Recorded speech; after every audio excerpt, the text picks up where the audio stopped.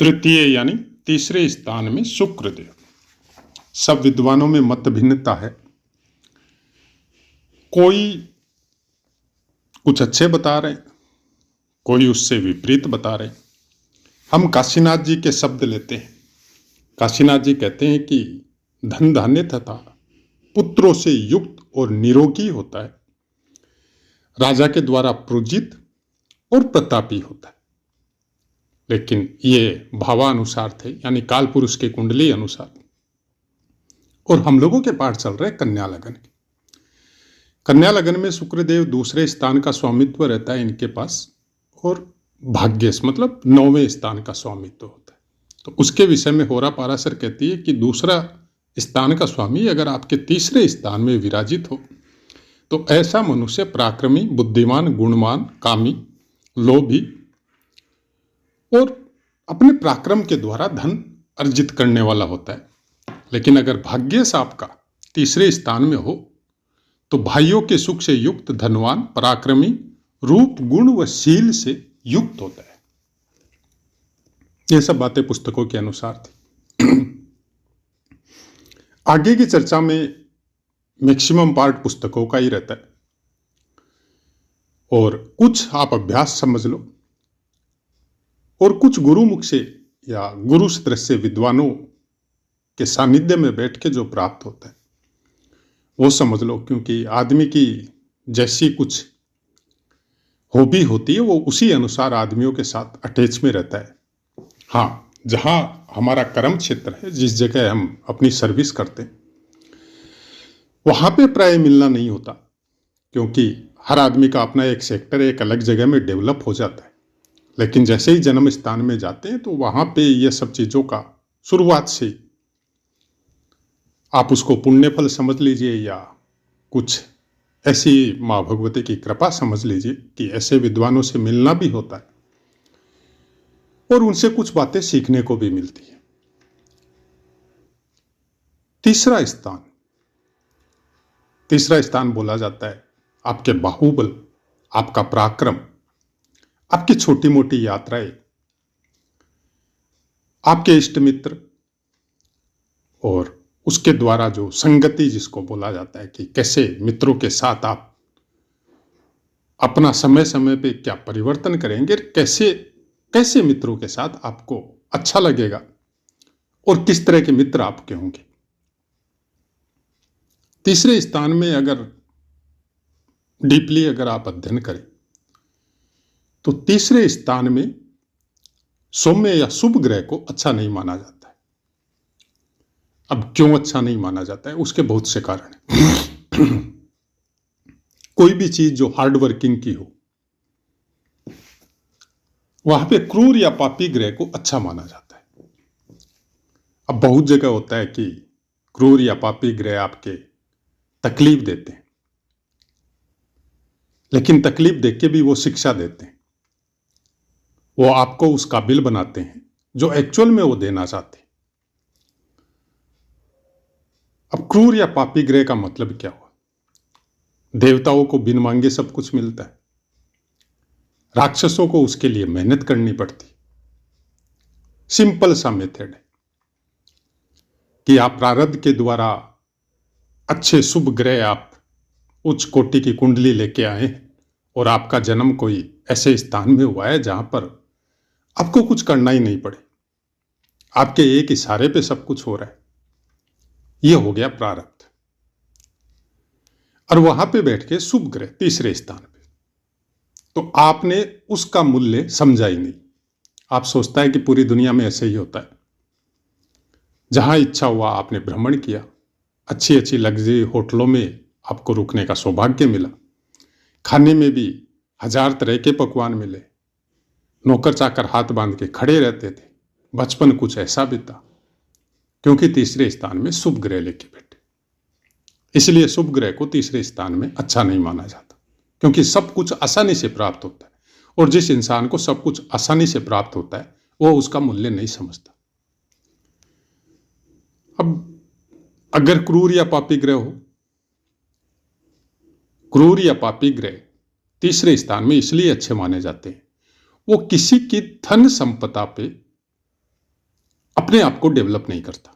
बहुत से बच्चे आपने देखे होंगे जो अच्छे पैसे वालों के घर में जन्म लेते हैं, लेकिन वो एक सीमा तक, स्टडी तक, रहन सहन तक अपने परिवार पे डिपेंड होते हैं। उसके बाद में जब अपना कोई काम करना होता है या कुछ और करना होता है, तो हो सकता है इनिशियल कुछ हेल्प ले अपने परिवार से, अदरवाइज वो अपने पराक्रम से कुछ करना चाहते हैं। उनके अंदर एक भूख होती है, एक वो एनर्जी होती है कि हम कुछ जो भी करेंगे हम अपनी मर्जी से और अपने पराक्रम से और अपने दिमाग से करेंगे। हाँ, हेल्प चाहिए, संस्कारिक है परिवार और अच्छे आचरण है घर में सबके, तो एडवाइस चाहिए, अच्छी बातें सुनने को मिले। और दूसरे लेवल पे अगर आदमी आता है तो फिर वो विपरीत भी हो सकता है कि एक्चुअल में परिवार से कोई हेल्प नहीं मिली, उसके विचारों से परिवार का जो मेन जो जिम्मेदार शख्स है उसके साथ उसका मेल नहीं हो रहा है। बाकी परिवार हो सकता है उसको चाहता हो, लेकिन जो मेन करता धरता है वो पिता स्वरूप हो सकता है, भाई स्वरूप हो सकता है, उससे उसकी ट्यूनिंग सेट नहीं हो रही। तो ये भी तीसरा स्थान बताता है।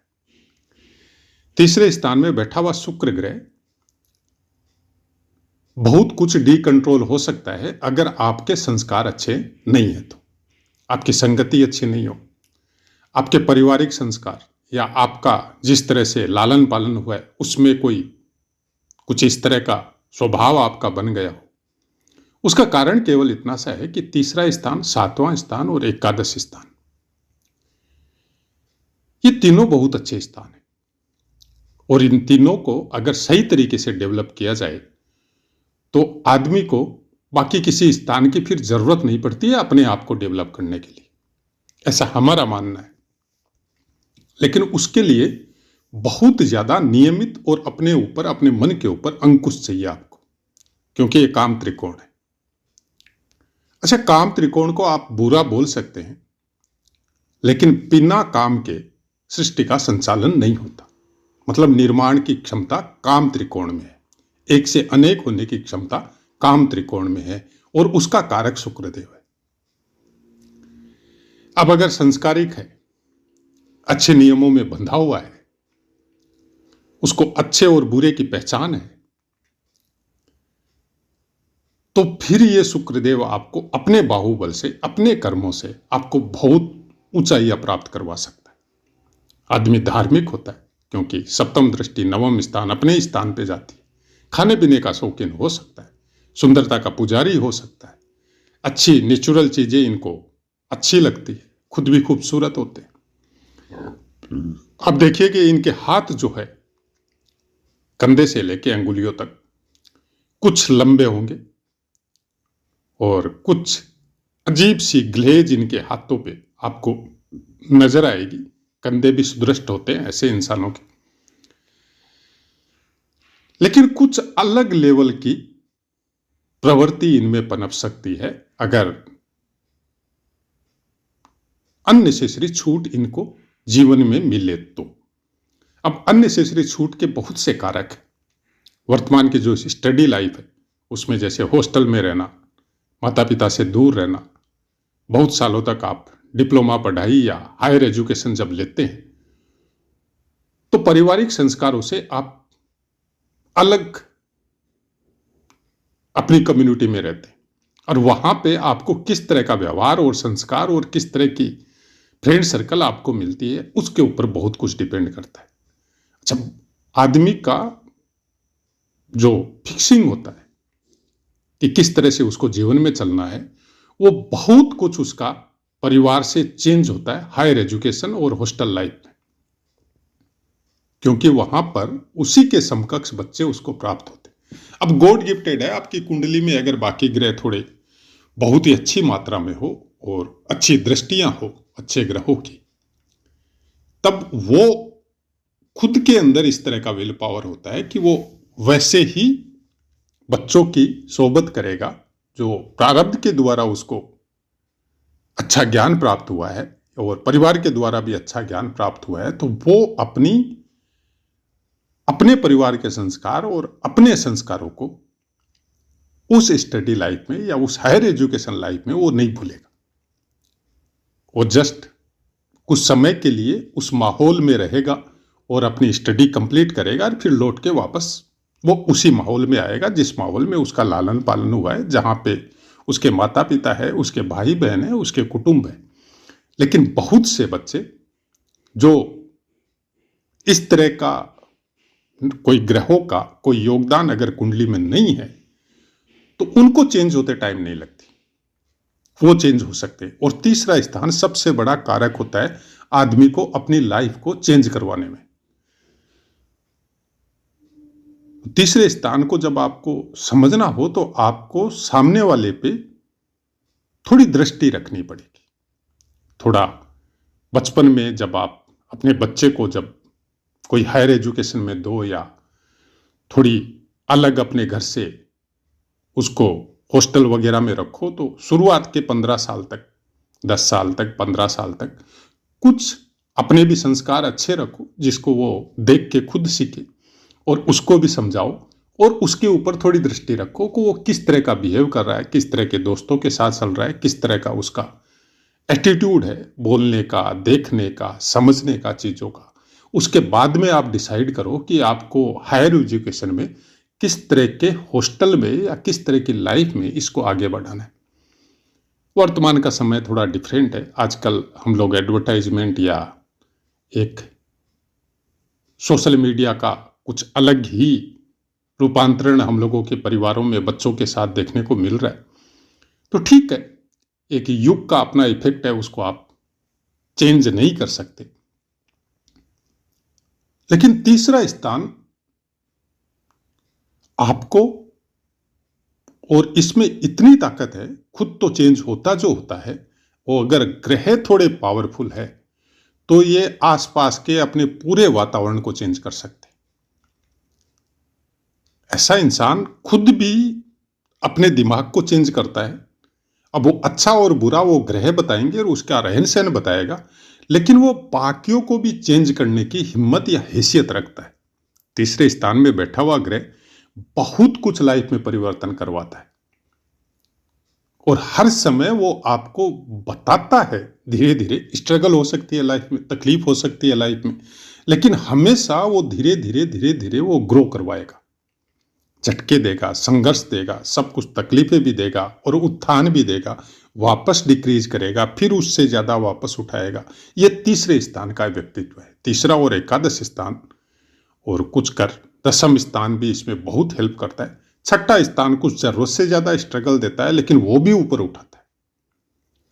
तो इन स्थानों में अगर कोई बली ग्रह है, खासकर तीसरे स्थान में, तो आपकी विल पावर को बहुत जबरदस्त ग्रो करवाता है। वृश्चिक